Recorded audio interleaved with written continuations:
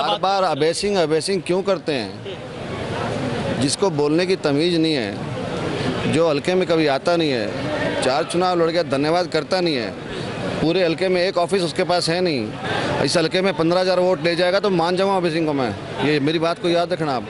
बन ठन के गाड़ियों में एसी चला के घूमने से वोट नहीं मिलते हैं। ये क्या है कि लोकदल पार्टियाँ ख़त्म हो गई है, लोकदल के वोट नहीं आएंगे। क्या आप क्लास 10th का एग्जाम दे चुके हैं और क्लास 11th में साइंस के अच्छे विकल्प को खोज रहे हैं? मैं Nitesh Ranjan, I have done my MTech from IIT Kanpur और सीधा कोटा से आपके शहर सिरसा में रिजोनेंस के ब्रांच को लेकर आ रहा हूं। रिजोनेंस यहां पर 2 जगह पर ऑपरेट होने वाली है, एक खेड़का और दूसरा आपके शहर के बस स्टैंड के बिल्कुल समीप। यहां हमारे टॉप फैकल्टीज जो पूरे ऑल ओवर इंडिया से अच्छे अच्छे एक्सपीरियंसेस लेकर आ रहे हैं। 1 अप्रैल से जो हमारी बैच शुरू होने जा रही है, आखिर ये बैच में इनरोल कैसे करवाएंगे, नीचे दिए गए नंबर पे आप संपर्क करें। रैली पर आपकी पहली प्रतिक्रिया जानना चाहूँगा। बहुत बड़ी एक इलाहाबाद के इतिहास की एक बहुत अच्छी रैली है, कैसे? बहुत बढ़िया रैली थी। सब लोग हम ऐसे ही इकट्ठे रहते हैं, ये रैली के रूप में ही रहते हैं। हम घर में रहते हैं तो भी बड़े प्यार से ऐसे ही रहते हैं। 500-700 आदमी तो हम 24 घंटे इकट्ठे ही रहते हैं। रैली अच्छी थी और आज कुछ साथी कोई व्यवस्थाओं में भी लगे हुए थे, कुछ साथी आ भी नहीं पाए हैं। अगर सभी लोग आते तो आपको और लगाता। हमने अलग अलग ड्यूटियां लगा रखी हैं। दूसरे विधानसभा में कुछ लोग गए हुए थे तो वो यहाँ नहीं आ पाए। काला माली भी गए हुए थे, कुछ रतिया भी गए हुए, कुछ फतेहाबाद भी गए हुए थे। हम लोग देख पा रहे थे कि जब आपने कहा कि जो बीजेपी को ज्वाइन करना चाहते हैं वो खड़े हो जाएं, तो बहुत बड़ी संख्या में ऐसे लग रहा है कि पूरा पंडाल ही खड़ा हो गया। मैं दबाव की राजनीति नहीं करता। मैंने ये कहा था मेरे साथ जो बीजेपी में ज्वाइन करना चाहते हैं वो खड़े हो जाएं। हो सकता है एक आध मेरी शर्म में आ जाए और वो ज्वाइन ना करना चाहे, लेकिन सब लोग खड़े हो गए तो बहुत अच्छी बात है। मुख्यमंत्री जी ने को ज्वाइन करवा दिया। इलाहाबाद को अभय सिंह का गढ़ माना जाता है, लेकिन इस गढ़ में इस बार जैसे ही आपने मोर्चा संभाला है तो पूरे सिरसा की निगाहें बार बार अबेसिंग अबेसिंग क्यों करते हैं? जिसको बोलने की तमीज़ नहीं है, जो हल्के में कभी आता नहीं है, 4 चुनाव लड़ गया, धन्यवाद करता नहीं है, पूरे हल्के में एक ऑफिस उसके पास है नहीं, पूरे हल्के में एक उसके पास मकान नहीं है, पूरे हल्के में एक उसका सहयोगी नहीं है जो लोगों को अटेंड कर सके, वो क्या अभय सिंह है? फिर इस हल्के में 15,000 वोट ले जाएगा तो मान जाऊँगा अभय सिंह को मैं। ये मेरी बात को याद रखना आप। नहीं ले पाएंगे वो। अभय सिंह क्या करेंगे?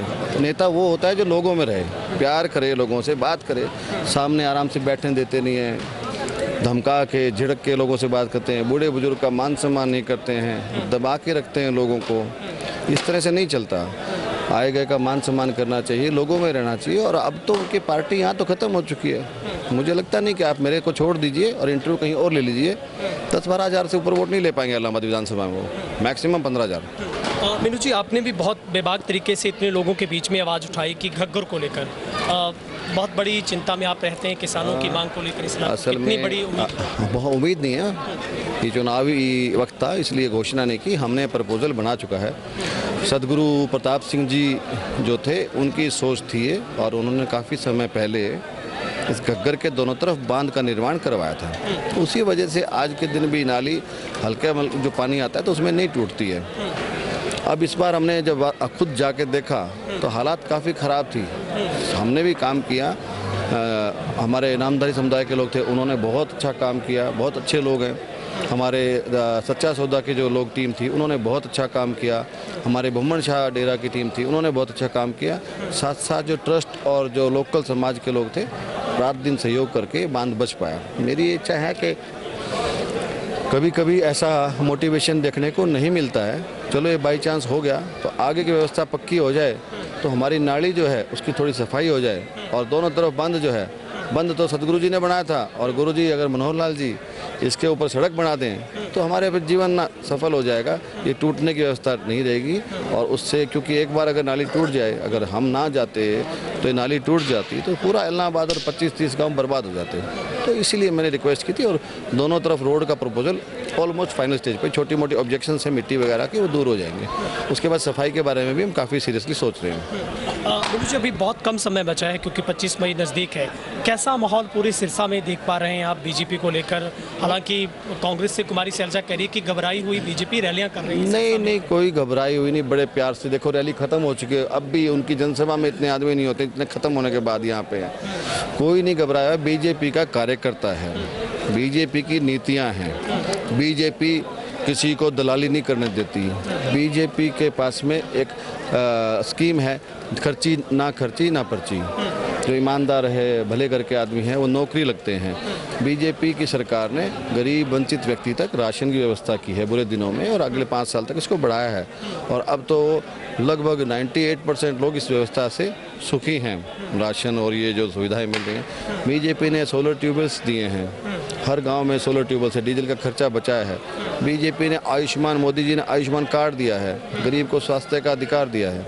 एक गरीब अगर कोई बीमार हो जाता था, चोट लगी, तो इलाज के पैसे नहीं होते थे, उधार मांगने पड़ते थे। अब आयुष्मान कार्ड जेब में किसी की तरफ देखना नहीं, बस बैठना है और सीधा अपना इलाज कराना है। काफ़ी सुविधाएं हैं जो बीजेपी ने दी है। बीजेपी का कार्यकर्ता रूट लेवल पे काम करता है। कांग्रेस हवाबाजी में घूम रही है। 25 साल के बाद अगर आप आके वोट मांगने आए, मुझे लगता है सैद्धांतिक तौर पे भी उनको सोचना चाहिए कि 25 साल के बाद वोट मांगने का क्या औचित्य है। मुझे लगता नहीं है। मीनू जी, आखिरी सवाल है, कितने आश्वस्त हैं बीजेपी की जीत को लेकर? प्रतिशत आश्वस्त हैं बीजेपी की जीत को लेकर, 100%। वो ऐसी रैली करके दिखा दें, पूरे सिरसा जिले की करके दिखा दें। हमारा नॉमिनेशन भी आपने देखा होगा, उनका भी देखा होगा। वो रैली करते, रैली कोई बातों से थोड़ी होती है। बाहर टेम्परेचर 44 डिग्री है भाई, बातों से रैली नहीं होती। देखो यहाँ तक नीचे तक पसीना, मिट्टी में सब कुछ घुसा हुआ है। वोट हमें देंगे कि उनको देंगे? बन ठन के गाड़ियों में एसी चला के घूमने से वोट नहीं मिलते हैं, लाड करने से मिलते हैं। दिन में 700 लोगों से हाथ मिलाते हैं हम, 100 लोगों के गले मिलते हैं। कभी मिले हैं क्या? कभी गले हाथ लगा नहीं सकते उनको, आप टच भी नहीं कर सकते। बड़ा डिफरेंट है। जनता ऐसा नहीं है, सब प्यार के भूखे हैं भाई। 20 साल बाद अगर मैं अब चला जाऊं और मैं 5 साल बाद यहाँ हूँ, कोई मुझे पूछेगा? तो फिर उनमें ऐसा क्या लगा है? नहीं, ऐसी कुछ व्यवस्था नहीं है। ये क्या है कि लोकदल पार्टियाँ ख़त्म हो गई है, लोकदल के वोट नहीं आएंगे, बस वो आपको थोड़ा दिखाई दे रहा है। हम उसको 10 दिन में मैनेज कर लेंगे। हमारा पन्ना प्रमुख है, बूथ एजेंट्स हैं, BLA 2 हैं, बूथ प्रभारी है, सब बहुत अच्छा व्यवस्था है हमारी। आपको दिखती नहीं है। जो हम बीजेपी जो काम करती है, हर आदमी को समझ नहीं पाता है। क्या सर आने वाले दिनों में कोई प्रधानमंत्री की मोदी भी संभव है? सबसे बड़ी इस बारे में कोई कमेंट नहीं कर सकता, पर हम तो चाहेंगे कि इतने बड़े लोग हमारे क्षेत्र में अगर आएंगे, कुछ ना कुछ तो दे के जाएंगे। खाली हाथ तो क्या जाएंगे? अगर आते हैं तो बहुत अच्छी बात है, उनका हम स्वागत करेंगे और इस बहुत बड़ी संख्या में उनको जाके उनके लिए हम उनको सुनने भी जाएंगे और उनकी कई बातों पर अमल भी करेंगे।